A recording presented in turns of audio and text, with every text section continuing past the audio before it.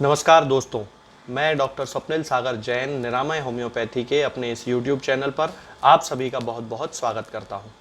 दोस्तों, आज मैं आपको एक बहुत अच्छी दवा के बारे में जानकारी देने वाला हूं, जिस दवा का उपयोग हम होम्योपैथी में खास तौर से दमा के पेशेंट्स यानी कि अस्थमा के पेशेंट्स में करते हैं, ब्रोंकाइटिस के पेशेंट में करते हैं, पल्मोनरी स्टेनोसिस के पेशेंट्स में करते हैं और कार्डियक अस्थमा के कुछ केसेस में भी इस मेडिसिन का उपयोग बहुत अच्छे से होम्योपैथी में किया जाता है। तो दोस्तों, इस मेडिसिन का जो नाम है वो है दोस्तों एस्पिडोस्पर्मा।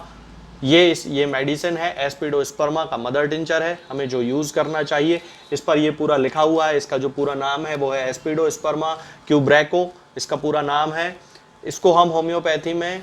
बहुत सारी बीमारियों के लिए यूज़ करते हैं। खास तौर से ये लंग्स के लिए एक बहुत ही अच्छा माने जाने वाला टॉनिक होता है, यानी कि जिस भी किसी व्यक्ति को लंग से संबंधित कोई बीमारी होती है, फेफड़ों से संबंधित कोई बीमारी होती है या फिर उसके श्वसन तंत्र से संबंधित कोई भी बीमारी होती है, उस बीमारी में इस मेडिसिन का उपयोग बहुत ही ज़्यादा सफलता के साथ किया जाता है। इसलिए होम्योपैथी में इसको लंग्स का डिजिटैलिस कहा जाता है, यानी कि जिस तरह हार्ट के केसेस में डिजिटैलिस का उपयोग होम्योपैथी में किया जाता है, ठीक उसी तरह होम्योपैथी में लंग्स के केसेस में एस्पिडोस्पर्मा के मदर टिंचर का उपयोग किया जाता है। दोस्तों, एस्पिडोस्पर्मा का जो मदर टिंचर होता है उसकी एक खासियत होती है कि जब भी हमारी बॉडी में ऑक्सीजन की कमी होने लगती है और कार्बन डाइऑक्साइड बढ़ने लगती है, वो किसी भी कारण से हो सकती है। दोस्तों, मान लीजिए कि कोई व्यक्ति बहुत ज़्यादा स्मोकिंग करता है और उस स्मोकिंग के कारण उसके लंग्स में टार इकट्ठा हो गया है या फिर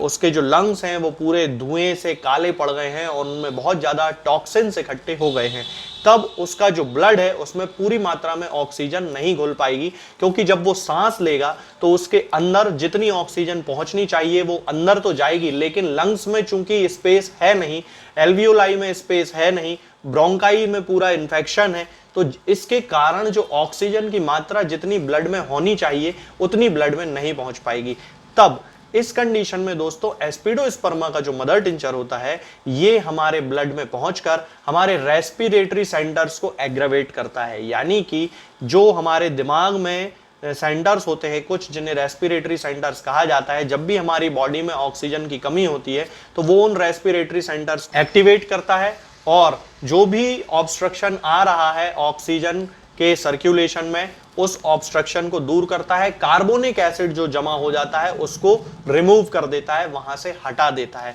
इस तरह से जो लंग्स से रिलेटेड बीमारियां होती हैं उसमें ये बहुत अच्छा काम करता है। इसकी एक और खासियत होती है दोस्तों कि ये कार्डियक अस्थमा के केसेस में बहुत अच्छा उपयोग होता है इसका। कार्डियक अस्थमा वो कंडीशन होती है जिसमें कि पेशेंट के लेफ्ट हार्ट में फेल्योर हो जाने के कारण उसमें अस्थमा जैसे सिम्टम्स आने लगते हैं, यानी कि वीजिंग होने लगती है, उसको सांस लेने में उसको दिक्कत होती है, लंबी लंबी गहरी गहरी वो सांस लेता है, इस तरह की सांस उसको लेना पड़ती है। तो ये जो सिम्टम होता है दोस्तों, ये जो बीमारी होती है इसको कार्डियक अस्थमा बोलते हैं। और कार्डियक अस्थमा के केसेस में भी दोस्तों एस्पिडोस्पर्मा बहुत ही ज्यादा प्रॉमिसिंग रिजल्ट देता है, बहुत जल्दी पेशेंट को ठीक होने में हेल्प करता है। इसके अलावा दोस्तों एक बीमारी होती है जिसे पल्मोनरी फाइब्रोसिस कहा जाता है, जिसमें कि हमारे जो लंग होते हैं वो डैमेज हो जाते हैं। लंग के अंदर की जो ब्रोंकाइज होती हैं, ब्रोंकियोल्स होते हैं, जो टिश्यू होता है वो पूरी तरह डैमेज हो जाता है और जिसके कारण व्यक्ति को सांस लेने में परेशानी होती है, उसके शरीर में ऑक्सीजन की कमी होने लगती है, जिसके कारण उसको बहुत सारी तकलीफें होती हैं। तब उस कंडीशन में एस्पिडोस्पर्मा का जो मदर टिंचर होता है वो बहुत ज्यादा उसकी हेल्प करता है फेफड़ों को ठीक करने में और उसकी सांस लेने की क्षमता को बढ़ाने में। तो इसका उपयोग पल्मोनरी फाइब्रोसिस में भी किया जा सकता है। दोस्तों, इसके अलावा एक और बीमारी होती है जिसे कि इंटरस्टिशियल लंग डिसीज कहा जाता है। ज्यादातर ये उन लोगों में देखी जाती है जो किसी खास टॉक्सिन के संपर्क में आ जाते हैं, जैसे एस्बेस्टोस है, इसके संपर्क में आने से, रेत के कणों के ज्यादा संपर्क में आने से, जो लोग बहुत ज्यादा खदानों में काम करते हैं, माइनिंग जो वर्क करते हैं, उन लोगों के अंदर इंटरस्टिशियल लंग डिसीज ज्यादातर देखी जाती है। इसके अलावा जिन लोगों को रूमेटॉइड आर्थराइटिस जैसी किसी ऑटो इम्यून डिसीज की प्रॉब्लम होती है, उन लोगों में भी इंटरस्टिशियल लंग डिसीज देखी जाती है। तब इंटरस्टिशियल लंग डिसीज की कंडीशन में भी एस्पिडोस्पर्मा बहुत प्रॉमिसिंग रिजल्ट देता है दोस्तों, बहुत अच्छा काम करता है। हालांकि इसके साथ उस समय हम पेशेंट के कॉन्स्टिट्यूशनल से मैच करने वाली मेडिसिन का ज्यादा उपयोग करते हैं, जिनमें साइलिशिया बहुत प्रमुख मेडिसिन होती है तब कि जब पेशेंट को बहुत ज्यादा ड्राई कफ हो रहा हो, खांसी बहुत ज्यादा आ रही हो, उसकी ब्रेथ जो है वो शॉर्ट हो रही हो, यानी कि सांस लेने में उसे बहुत ज्यादा तकलीफ हो रही हो, तब उस कंडीशन में हम एस्पिडोस्पर्मा का मदर टिंचर और साइलिशिया किसी पोटेंसी में यूज करते हैं पेशेंट की कंडीशंस के अकॉर्डिंग। इस प्रकार जो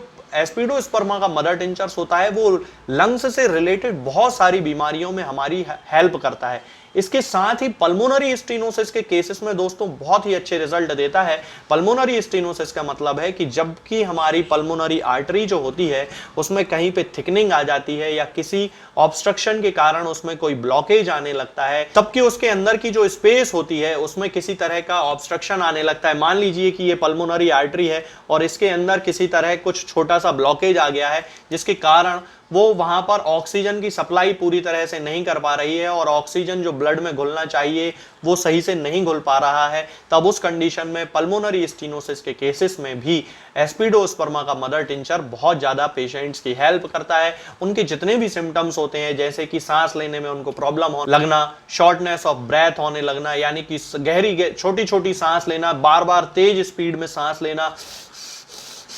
इस तरह की सांस लेना, तो ये जो सारे सिम्टम्स होते हैं, सूखी खांसी चलना, इस तरह के सारे सिम्टम्स में एस्पिडोस्पर्मा का मदर टिंचर सभी पेशेंट्स की बहुत ज्यादा हेल्प करता है। इसके अलावा दोस्तों एस्पिडोस्पर्मा का जो मदर टिंचर होता है वो यूरिमिक डिस्निया के केसेस में बहुत ज्यादा हेल्प करता है, यानी कि वे पेशेंट जिनका कि डायलिसिस चल रहा हो और उनको डायलिसिस के दौरान उनकी बॉडी में यूरिया की मात्रा बहुत ज्यादा बढ़ जाने के कारण अस्थमा की प्रॉब्लम होने लगती है और उनको सांस लेने में बड़ी तकलीफ होने लगती है। तब उस कंडीशन में हमें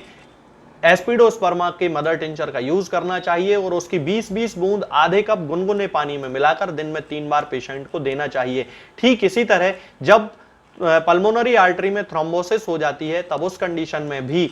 एस्पिडोस्पर्मा का मदर टिंचर बहुत ज्यादा पेशेंट की हेल्प करता है और हमें उस कंडीशन में भी 20-20 बूंद दिन में 3 बार एस्पिडोस्पर्मा का मदर टिंचर आधे कप पानी में मिलाकर पेशेंट को देना चाहिए, जिससे कि उसके जो सारे सिम्टम्स होते हैं वो धीरे धीरे कवर अप होने लगते हैं। यदि आपके आसपास कोई ऐसा व्यक्ति आपको दिखाई देता हो जिसको थोड़ा दूर चलने पर ही सांस में तकलीफ होने लगती है, उसकी सांस फूलने लगती है, उससे बिल्कुल भी चलते नहीं बनता है, या फिर थोड़ा सा भी वो मेहनत कर लेता है और उसके कारण उसकी सांस फूलने लगती है, तब इसका मतलब है कि उसके जो लंग्स में कोई प्रॉब्लम हो सकती है। हालांकि ये स्टेमिना से रिलेटेड प्रॉब्लम भी हो सकती है, लेकिन जब एक बार हम उसके टेस्ट करा लें और हमें लगता है कि उसके लंग्स में किसी तरह का कोई इन्फेक्शन है, उसको ब्रोंकाइटिस की प्रॉब्लम है या उसको कोई और लंग इन्फेक्शन है, अस्थमा है, तब उस कंडीशन में हम एस्पिडोस्पर्मा का मदर टिंचर 20-20 बूंद दिन में 3 बार आधे कप या 1 कप पानी में मिलाकर उस पेशेंट को दे सकते हैं। इसके कोई भी साइड इफेक्ट नहीं होते हैं दोस्तों और ये हमेशा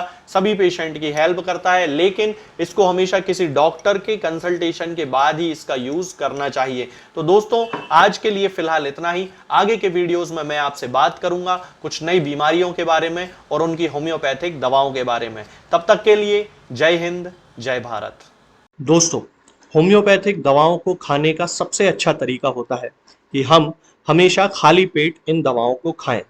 जिन दवाओं को दिन में केवल 1 बार खाना है उन्हें सुबह खाली पेट खा लेना चाहिए, मुंह में अच्छे से कुल्ला करके, गार्गल्स करके मुंह को साफ कर लेना चाहिए और उसके बाद हमें होम्योपैथिक दवाई खा लेना चाहिए।